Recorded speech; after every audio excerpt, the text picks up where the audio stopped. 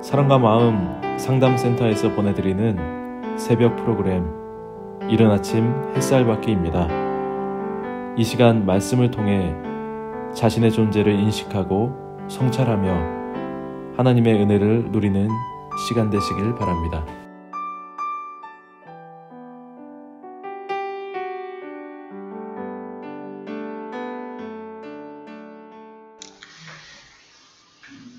편안한 밤 되셨습니까?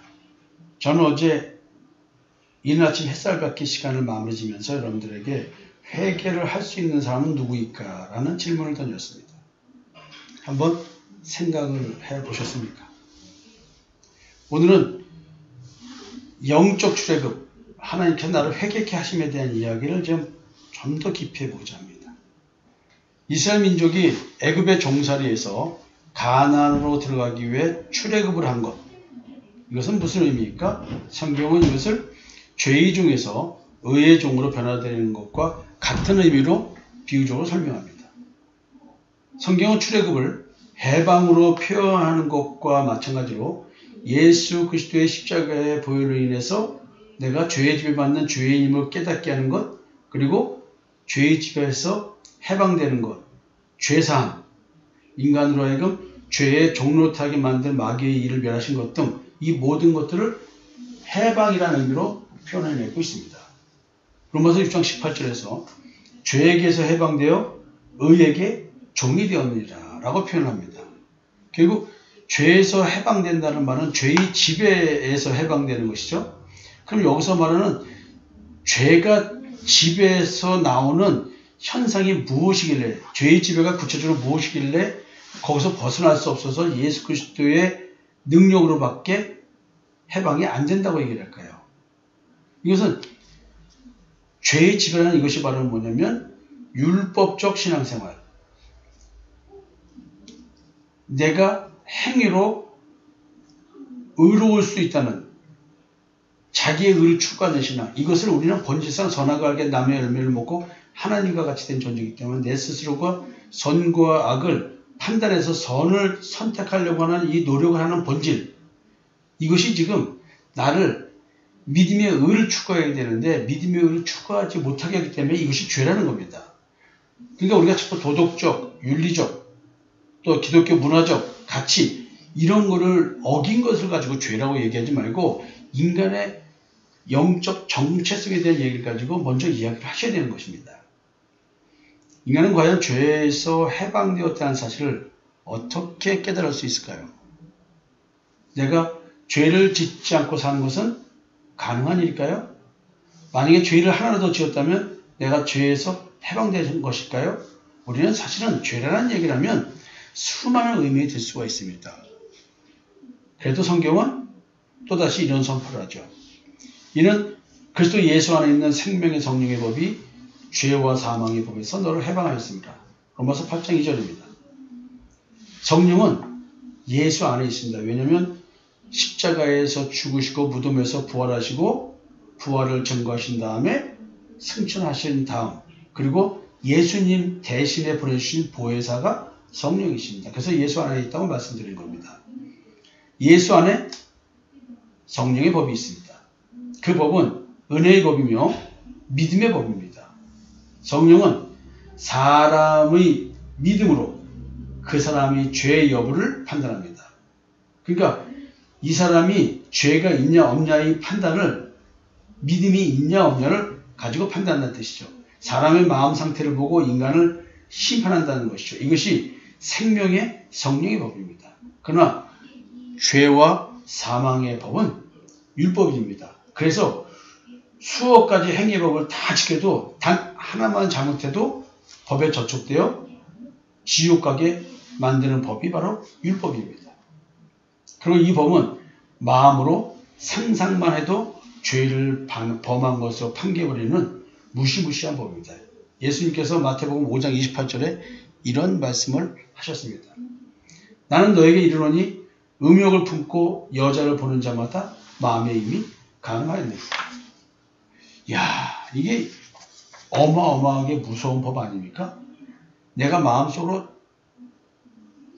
스스로가 이런 생각이 들면 안 되지라고 하면 이미 벌써 죄를 범한 거라는 얘기죠. 행위의 의를 추구하는 죄와 사망의 법은 용서가 없습니다. 단 하나를 잘못하면 그냥 지옥입니다. 수억 가지 일을 다 지켰다 할지라도 안 됩니다. 정상 참작이 있을 수가 없습니다. 그러나 인간의 죄를 판결하는 기준이 지금 바뀌었습니다.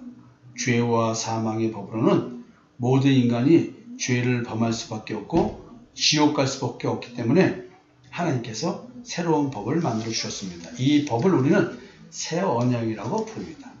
히브리서 8장 20절에 보면요, 이런 말씀이 있습니다. 또 주께서 가라사대 그날 후에 내가 이스라엘 집으로 새로운 언약이 이것이니 내 법을 저희 생각에 두고 저희 마음에 이것을 기록하리라. 나는 저희에게 하나님이 되고 저희는 내게 백성이 되리라. 참 이 새 언약은요 매우 희망적입니다. 하나님께서 죄와 사망의 법이 아닌 진짜 하나님이 원하는 법, 이 법을 내 생각에 두고 내 마음에 기록한다는 거예요. 그러니까 행위가 아니고 내 마음에서부터 출발되는 법입니다.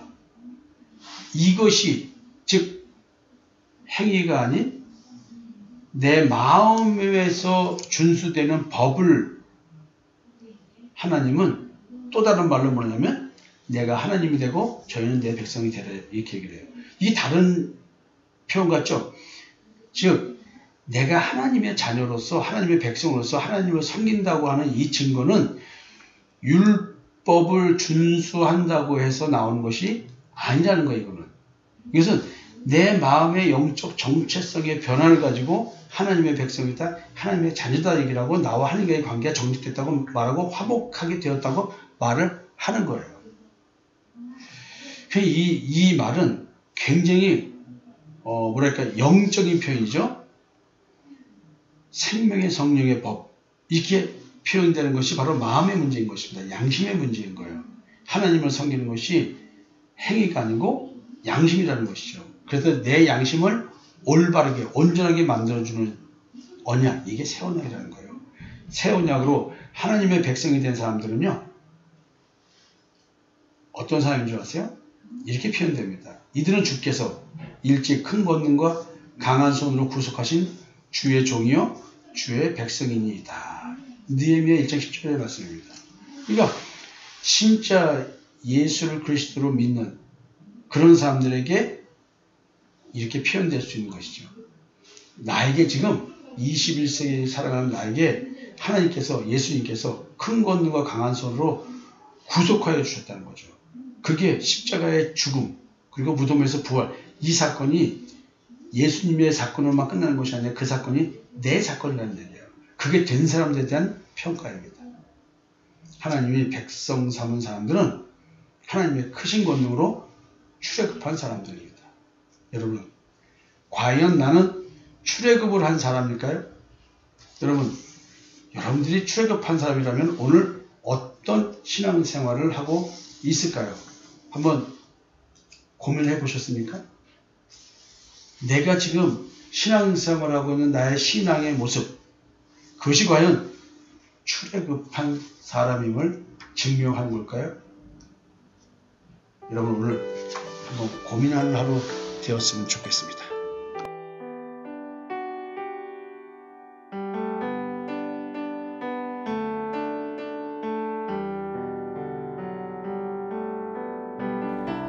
지금까지 사랑과 마음 상담센터에서 보내드린 새벽 프로그램 이른 아침 햇살받기였습니다. 오늘도 마음을 치료하시는 하나님의 사랑을 느끼며 믿음 안에서 마음의 쉼을 누리는 하루를 보내시길 바랍니다.